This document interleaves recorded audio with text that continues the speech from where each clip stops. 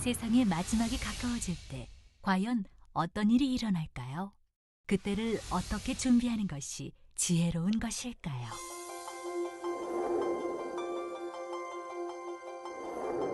예수 그리스도의 계시라. 이는 하나님이 그에게 주사 반드시 속히 될 일을 그 종들에게 보이시려고 그 천사를 그 종 요한에게 보내어 지시하신 것이라.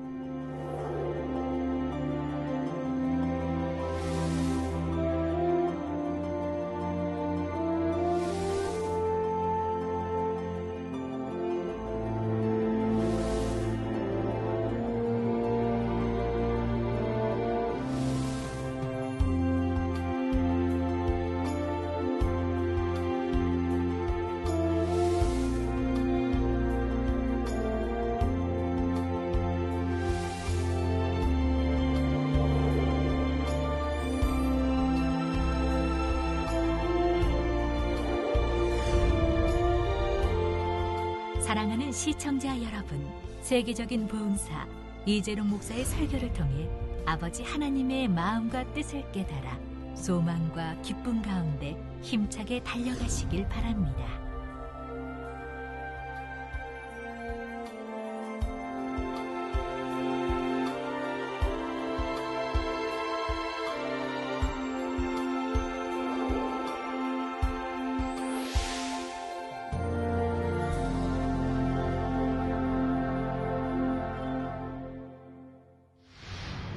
은혜 받으실 말씀은 요한계시록 7장 5절에서 10절 말씀입니다.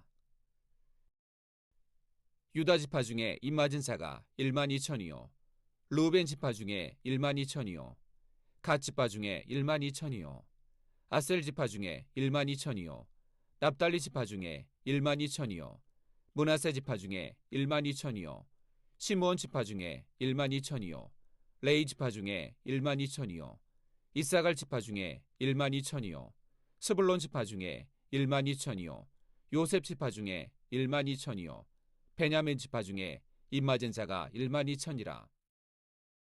이 일 후에 내가 보니 각 나라와 족속과 백성과 방언에서 아무라도 능히 셀 수 없는 큰 무리가 흰옷을 입고 손에 종려가지를 들고 보좌 앞과 어린 양 앞에 서서 큰 소리로 외쳐가로되 구원하심이 보좌에 앉으신 우리 하나님과 어린 양에게 있도다 하니.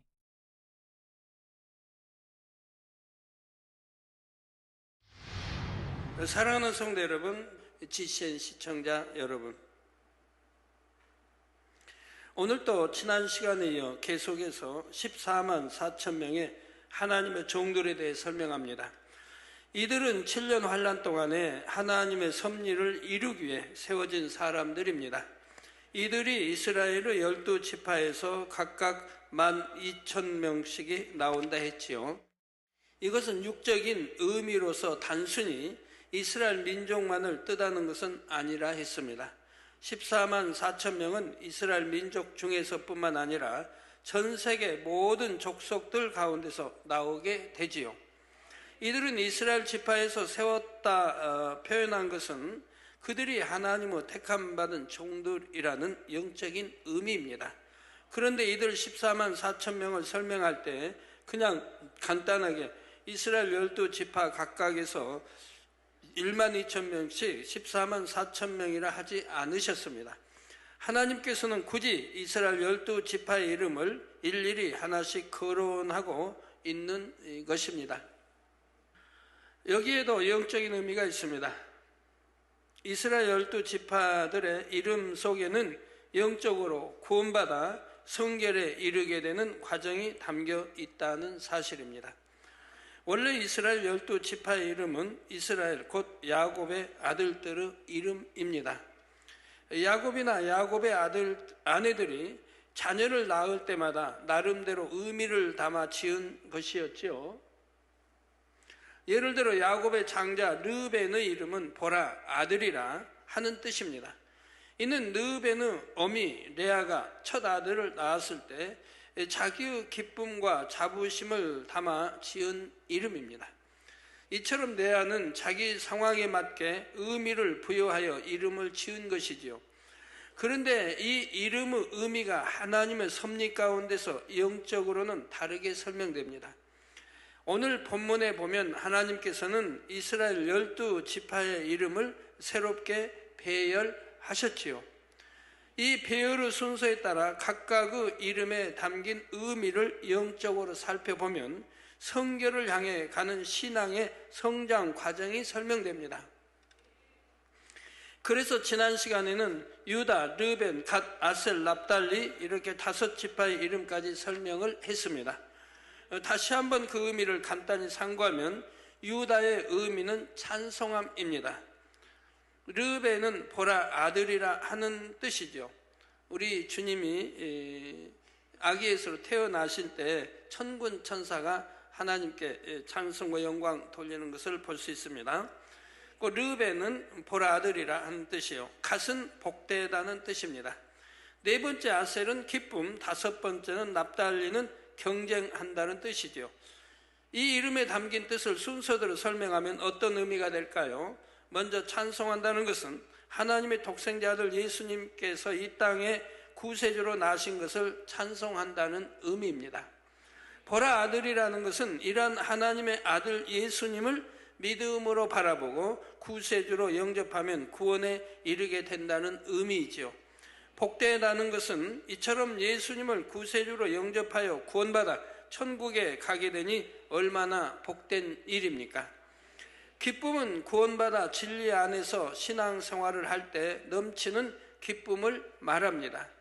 경쟁한다는 것은 믿음의 경주 가운데 열심히 죄를 싸워버리며 천국을 침노에 들어간다는 의미이지요. 찬송함, 보라 아들이라, 복됨, 기쁨, 경쟁, 이처럼 각각의 이름에 담긴 의미 속에서 신앙 성장의 과정들을 깨달을 수 있는 것입니다. 여기까지가 지난 시간에 증거한 내용입니다. 이제부터는 6번째 므낫세의 이름에 담긴 의미부터 살펴보기로 하겠습니다. 므낫세라는 이름은 잊어버린다는 뜻입니다. 그러면 무엇을 잊어버린다는 말일까요? 바로 어떤 서운함이나 억울함과 같은 감정들, 즉 악을 품지 않고 잊어버린다는 뜻입니다. 여러분의 믿음이 점차 성장하게 되면 점차 마음의 감정을 품지 않는 단계에 이릅니다. 여러분들 마음에 감정이 있어 얼마나 힘든 세월들을 보냈습니까? 변화되기 전에, 영으로 들어오기 전에 이 감정 하나 누르지 못하고 얼마나 누가 좀 자기 흉보는 것 같으면 속이 막 뒤집히고 또 뭐 이래서 서운하게 생각하고 또 미움의 감정, 슬픔의 감정, 얼마나 감정으로 희노애락과 이러한 것을 여러분들이 느끼십니까? 이런 육의 감정이 아닌 영의 아름다운 그런 감정만 있다면 너무 좋을 텐데 기뻐하고 감사하고 그러지 못하고 못된 마음, 이런 나쁜 비진리의 감정들이 있어서 얼마나 힘들게 합니까? 신앙생활하면서 이런 못된 그 마음, 못된 이란 비진리의 감정들을 뽑아내버리면 그때는 여러분의 스스로가 싸움이 이제 없어지지요. 여러분 자신과의 싸움이 힘든 거예요. 여러분 안에, 여러분 마음에서 싸움이 되지 않습니까? 그래서 여러분 자신 안에 화평이 이루어지질 못해요. 여러분 자신이 화평을 이루지 못한다 이 말. 꼭 누가 나를 욕해서가 아니라 내 마음이 악이 없다면 누가 나 욕한들 뭐 힘들 일이 있습니까? 그 욕한 사람의 입술이 욕한 사람은 마음이 악하고 나쁜 거지요. 내 안에 못된 그런 비질의 감정이 있어서 그것이 격렬하게 싸움으로 여러분들이 참 희노애락을 나타내고 힘이 들지요. 이게 내 마음 안에 이런 게 없어서 여러분 마음 자신이 화평을 이룬다고 하면 하나님과의 화평을 이루죠. 우리 주님과 화평을 이루죠. 성령과의 화평을 이루죠. 이웃과 모든 형제와 모든 이와 화평을 이루게 되죠. 그래서 모든 사람과 거룩함과 화평함을 쫓지 않으면 결단코 주를 보지 못하리라. 그가 아니고 이제는 결단코 주를 볼 수 있는 거죠. 이 마음의 화평이 이루면 얼마나 좋은데요. 그래서 여러분 신앙생활 하다가 믿음의 1단계, 좀 낫지요. 2단계에 들어가면 이제 이런 참 여가지 싸움이 격렬하게 시작되죠. 믿음의 3단계 초입에서는 진짜 참 싸움이 치열하게 시작이 되죠. 그래서 오호라 나는 공관자로다 라고 하는 고백이 나오게 되죠. 이런 싸움에서 이제 벗어나면 그 다음에는 믿음의 반석에 서게 됩니다. 그때는 오호라 나는 공관자로다라는 말이 안 나오죠. 기쁨과 감사만 나오죠. 내 마음이 이제 평안하니까 싸움이 없어졌어요. 마음이 평안해요. 기뻐요. 행복해요. 천국의 소망이 넘쳐요. 그러니까 미운 사람도 없어요. 그러니까 원수까지라도 사랑할 수 있는 이런 마음이 되어지는 거예요. 그러니 행복하죠. 우리 주님 닮아가는 거죠. 우리 하나님 아버지 닮아가는 거죠. 이게 신앙생활인 겁니다. 이것이 인간 경작인 것이고요. 그래서 속히 악은 모양을 버리고 여러분 마음의 빨리 화평함을 이룰 수 있는 여러분 되세요. 그러면 힘들 일이 전혀 없죠. 설령 서운할 수 있는 일이나 억울한 일을 당해도 항상 상대의 입장에서 좋게 생각하려고 합니다. 이해하고 품으며 원수까지라도 사랑하려고 노력하게 되지요. 자신에게 악을 행한 사람에 대해서도 마음에 꽁 하고 담아두는 것이 아닙니다. 마음에 담아두었다가 기회가 되면 그것을 갚아주려는 마음이 아니지요. 물 흐르듯이 흘려보내 잊어버리는 것입니다. 마태복음 6장 12절에 예수님께서 가르쳐 주신 기도를 보면 우리가 우리에게 죄 지은 자를 사하여 준 것 같이 우리 죄를 사하여 주옵시고 했습니다. 우리가 우리에게 죄 지은 자를 사하여 준 것 같이, 우리가 우리에게 죄 지은 자를 사해 줘야 된다 이 말입니다. 죄를 갚는 게 아니고요, 악은 악으로 갚는 게 아니고 사해 줘야 한다 이 말입니다. 사하여 준 것 같이 우리의 죄를 사하여 주옵시고 라고 아버지 앞에 하나님께 기도할 수가 있는 거죠. 내가 누구를 미워하고 상대가 나에게 어떤 잘못했으면 용서하지도 못하면서 아버지 하나님 내 죄를 사해 주옵소서 할 수가 없습니다. 하나님께서는 우리가 죄를 회개하고 돌이키면 다시는 그 죄를 기억조차 하지 않으십니다. 이러한 은혜를 입고 있는 여러분은 마땅히 여러분에게 죄를 지은 사람이라도 용서하고 사랑하며 죄를 기억지 않을 수 있어야 하지요. 그런데 12지파 중에 빠진 단의 의미는 오히려 억울함을 푼다는 뜻입니다. 상대를 품고 이해하며 잊어버리는 것이 아니라 어찌하든 억울함을 풀고자 하는 사람이 있지요. 이렇게 억울함을 풀고자 하는 마음, 감정을 품고 있다가 갚으려는 마음이 돼서는 안 됩니다. 억울함을 푼다는 의미의 단지파가 12지파에서 빠진 것처럼 여러분의 마음에서 이러한 악한 마음은 다 빼내버려야 합니다. 성도 여러분, 므낫세는 12지파 중에 6번째, 즉 중간 정도에 나옵니다. 따라서 믿음의 5단계 중에서도 이처럼 마음에 감정을 두지 않고 잊을 수 있는 단계는 3단계 중반을 넘어야 합니다. 믿음의 1단계나 2단계에서는 자신에게 악을 행하는 사람을 마음에서 용서하는 것이 쉽지 않습니다. 물론 하나님의 말씀을 듣고 배워서 오른뺨을 때리는 사람에게 왼편도 돌려대는 것이 진리인 줄은 알지요. 하지만 실제로 애매히 오른뺨을 맞게 되면 믿음의 1단계에서는 너무나 속상하고 상대가 괘씸하게 여겨집니다. 자신도 즉시로 갚아주려는 마음이 들게 되고 결국 행함으로 나오게 되지요. 믿음의 2단계에 있는 사람은 상대에게 애매히 뺨을 맞았다 해서 즉시로 맞서 싸우지는 않습니다. 그래도 어찌하든 참아보려고 하지만 속에서는 부글부글 끓지요. 그러다 결국 참지 못함으로 감정이 폭발해버리는 경우도 있습니다. 믿음의 3단계에서도 물론 속으로는 열이 납니다. 하지만 마음속에 감정과 맞대응하고 싶은 충동을 열심히 참습니다. 믿음의 3단계 정도 되면 이처럼 폭발하지 않고 참을 정도는 되지요. 이렇게 마음속에 악들과 싸워 나가다 보면 이제는 눌러 참는 것이 아니라 점차 감정 자체가 생기지 않게 됩니다. 여러분은 지금 어느 단계에 와 계십니까? 2단계는 와 계십니까? 3단계 중반을 넘어 반석 정도에 들어서면 이때는 악한 일을 당해도 어느 정도 참고 인내하며 잊어버릴 수가 있지요. 원한을 풀고자 하는 것도 아니고 억지로 눌러 참는 것도 아니며 상대의 잘못을 아예 잊어버리는 것입니다. 그래서 원한을 풀고자 하는 것도 아니고 억지로 눌러 참는 것도 아니며 상대의 잘못을 아예 잊어버리는 것입니다. 그렇다면 여러분의 신앙을 지금 2단계에 비춰 살펴보시기 바랍니다. 다른 사람으로부터 부당한 일을 당했습니다. 애매히 심한 핍박을 받았습니다.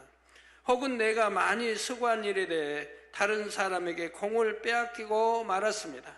이럴 때 여러분은 어떤 마음이신지요? 상대의 허물을 다 잊어버리고 모든 것을 아시는 하나님만 바라보십니까?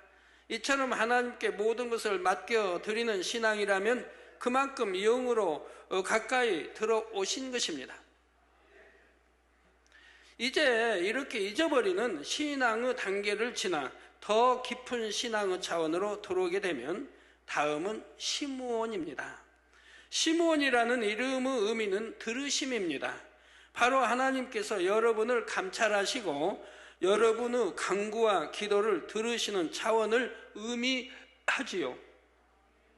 물론 하나님께서는 늘 하나님의 자녀들을 살피시고 자녀들의 간구와 기도를 들으십니다. 그러나 여러분이 영의 차원으로 깊이 들어와 보십시오. 하나님께서는 더욱 신속히 여러분의 기도와 간구에 응답해 주십니다. 여러분들이 기도하시다 보면 내 마음이 뜨거워지고 성령이 이제 운행을 하시죠. 그러면 감동과 막 충만함이 임하게 되는 거예요. 처음부터 되는 건 아니죠.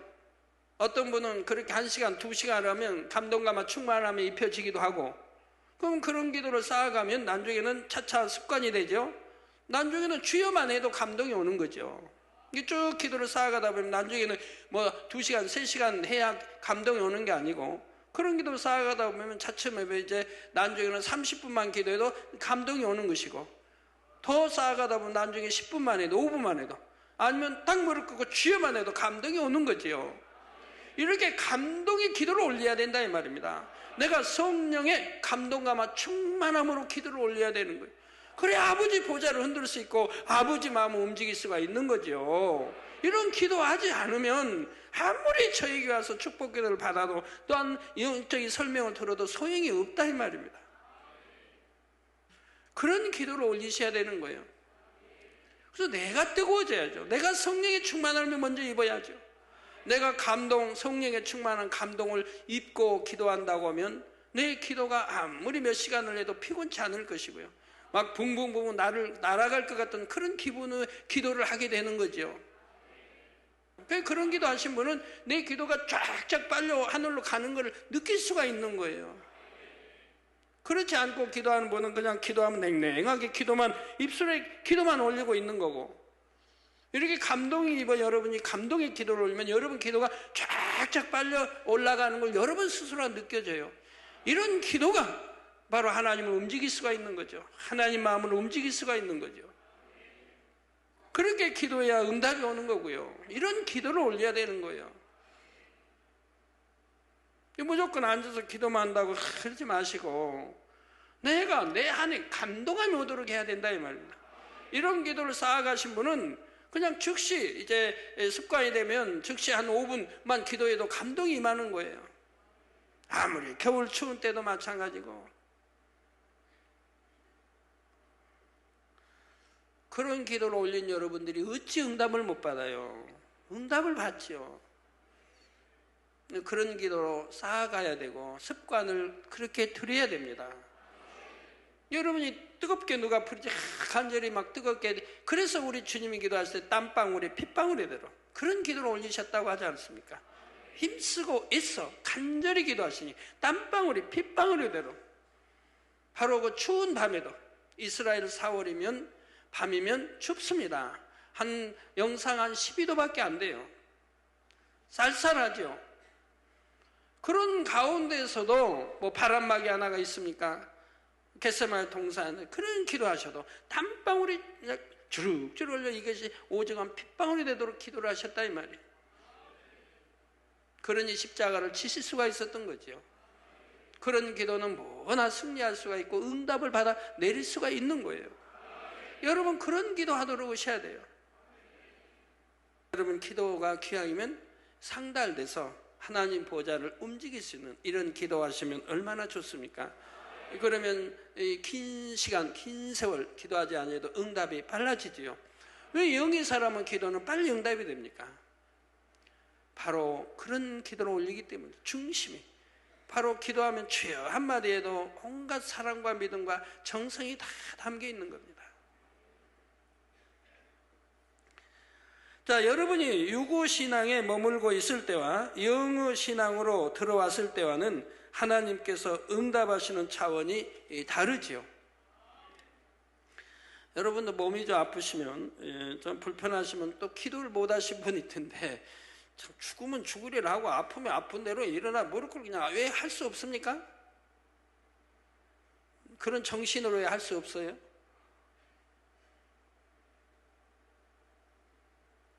(40일) 금식을 해도 부르짖어 기도하는데 제가 전에 40일 금식할 때는 오살리에 가서 했는데 영하 막 17도 어디는 24도 막 그랬어요. 그건 뭐 60년 만에 그 당시 뭐 추위라고 했었는데 계속해서 거기 17도를 계속 지나는 거예요. 그러니까 기도실에 들어가도 성회로 꽉 차 있는 기도실. 성회가 그 기도실에 자라가지고 그러니까 얼음 구덩이 안에서 기도하는 것 같은 거예요. 지금 오살 어떻게 폈는지 몰라도 옛날에 제가 신학교 다닐 때 그러니까 81년도에 이때 기도할 때 말입니다.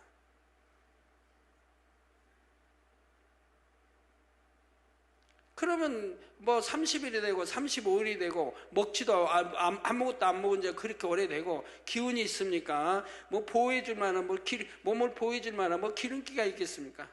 뼈와 가죽 앙상한데요. 그렇게 추운데도 그 얼음 구덩이 같은 굴 속에 들어가서 부르짖어 기도를 하는 거예요. 부르짖어. 처음에는 힘이 없어 안 돼요. 뭐 28일이 이렇게 28일 되니까 급하게 그냥 살이 빠져버리더라고요. 22일째부터 빠지더니 28일 되니까 급속히 살이 빠져가지고 뼈가 가죽 망상하게 남더라고요. 28일째부터. 그러니까 아무 힘도 없죠. 걷는 것도 힘이 들고요. 또 거기는 언덕 산으로 올라서 내려가고 그 당시 기도굴이 저쪽에서 바람이 그냥 부딪히는 그쪽이가 있었으니까. 지금은 몰라요. 제가 안 가본 지 오래됐으니까. 개척하고는 한 번도 안 가봤으니까. 가보긴 가봤는데 뭐 오살리 집회 있을 때 제가 강사로 해서 그것만 가봤지 굴은 안 가봤다 이 말이에요. 예, 그리 힘이 없고 아무 힘도 없고 걷기도 쓰러질까 말듯하면서 또 길이 또 빙판에서 이렇게 가서 기도굴에 들어가도 얼마나 중심을 다해서 간절하게 기도를 합니다. 그럼 힘이 없으니까 아무 저기가 역사가 안 돼요. 기도해야 되는데 이 부르짖음이 안 나와요. 힘이 없고 막 추우니까. 그래도 막 몸살을 하면서 5분, 10분, 15분, 20분 해갑니다. 그럼 보통 20분이 넘어 한 30분이 되면 그때는 위로부터 힘이 옵니다. 한 20분, 보통 30분. 그렇게 춥고 기운이 없으니까 30분을 몸부림을 치는 거예요. 그 30분쯤 되면 그때는 위로부터 힘이 와요. 나도 모르는 힘이 오는 거예요. 그래서 이제 그때부터는 부르짖어 기도를 하게 됩니다. 부르짖어 기도가 나와요.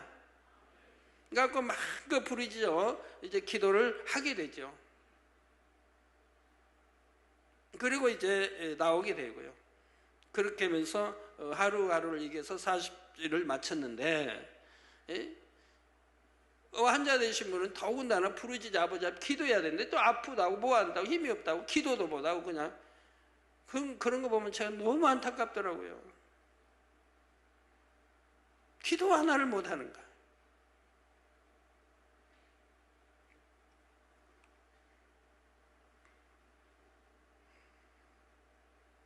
자, 영의 신앙으로 들어왔다 해도 온영으로 들어왔을 때와 비교하면 또 응답의 차원이 크게 다릅니다. 예를 들어 여러분이 어떤 것을 하나님 앞에 믿음으로 심었습니다. 이때 아직 영으로 들어오기 전에는 일반적으로 누르고 흔들어 넘치도록 받게 됩니다. 대략 갑절의 축복은 받게 되는 것이지요. 못 받아도요. 그러나 영으로 들어오고 온영으로 들어오면 30배, 더 나아가 60배, 100배의 축복도 받을 수가 있다는 사실입니다. 영으로 들어오기 전에는 오랫동안 작정하여 기도하고 금식해야 하는 일도